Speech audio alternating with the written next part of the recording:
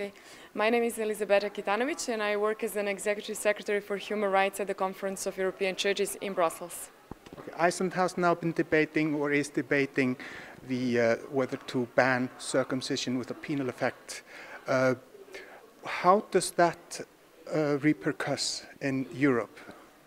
Well, I find this legislation, this draft legislation, very difficult because it has an impact on the implementation of freedom of religion or belief and exercising freedom of religion or belief by individuals and the communities, whether alone or in a community. And therefore, there is here we can see that there is a little bit clash of rights. If we are looking the EU legislation and European Charter of Fundamental Rights, so we have Article 10, and that is which speaks about the right to freedom of religion or belief. And in this case, we are speaking about the right to manifest religion or belief and to practice. And therefore, we have another article, Article 14, and that is the right of parents to educate their children according to their religious and philosophical beliefs. And another article, it's Article 4, which speaks about integrity of physical and mental integrity of every human person, and the right, Article 1, the right to protect human dignity, where it says that human dignity is inviolable. It means that human dignity needs to be accepted, protected, and promoted. So all these rights needs to be brought into the balance. So because in human rights system, there is no hierarchy of rights. All the human rights, they are universal. We cannot choose one right over the other right. It's not religious freedom more important than the children's rights, or children's rights more important than religious freedom. This is why it is very important to bring them into the balance and to look under which conditions these two rights can be balanced. For people in Iceland, they think to themselves, this circumcision thing, this is nothing that is done in Iceland or does not concern us, and we don't want to be a factor contributing to the mutilation of children, and that's why we want to ban this, because this is a horrendous act and everything. But what is really going on if Iceland is taking this step and making this into a punitive law? Yeah, first of all, I would like to make distinction between the right to freedom of religion or belief, and in this regard, right to practice circumcision, and the female genital mutilation. We are absolutely against female genital mutilation, and that is not the same or comparable parameter with circumcision. So I think this is very important distinction, because circumcision as an act, as a practice, it is compulsory part for Jewish and Muslim communities to practice and to form their religious identity.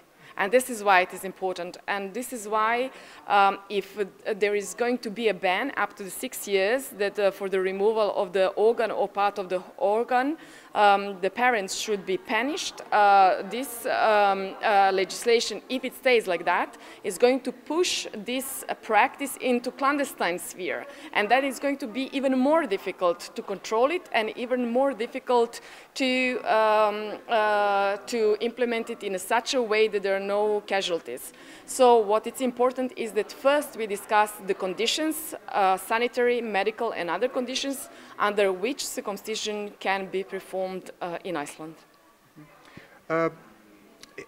Where would the local Iceland, if they want to follow up on information regarding the statistics of like we've seen many people talk about negative aspects of it and positive aspects of it, is there any information source that can provide some real facts, or are they all biased? What does it look like? Well, it is different. I think it's important to look both angles, pros and cons. I think that is important in every pluralistic and democratic society. And the question is, how do we deal with the information? How do we deal with the difficulties and so on? So we need to have some strict legal forms.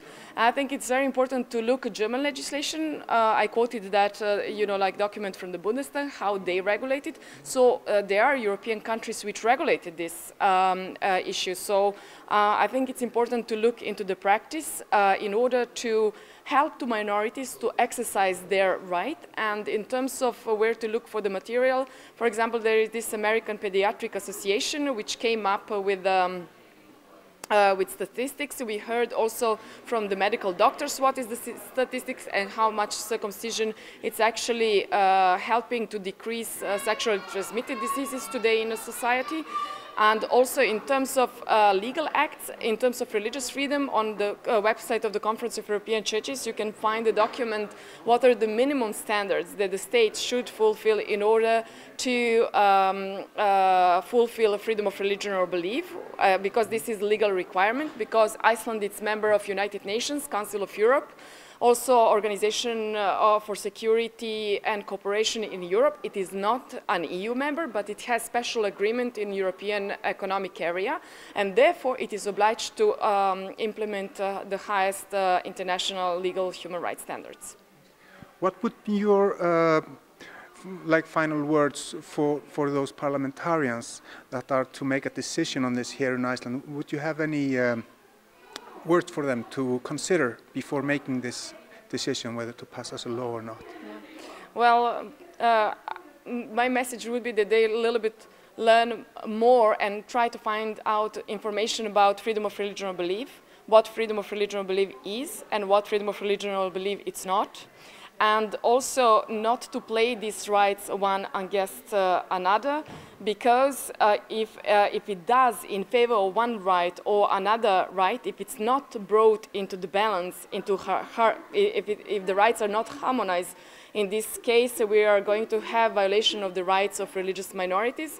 And we want to preserve these religious minorities in Europe. We want that everybody feels in Europe as that is their home, and that they can practice their freedom of religion or belief freely, and that they can witness their religion in any given circumstances. I think the question is that we need to pay attention on the rights of religious minorities, because some religious and ethnic minorities, because sometimes we forget that in order to bring certain norms, we are not taking into consideration enough the rights of religious minorities, because somehow they are a little bit neglected because they are minorities, and then the majority take a decision for minorities without voice of minorities being heard into this debate. And this is why I really appreciated this debate in Iceland today. I think it was really great. Also for me it was a learning curve, and I really learned a lot about pros and cons argumentation, and I think it was really brilliant that in Iceland the voice of minorities can be heard. Thank you very much. You're welcome.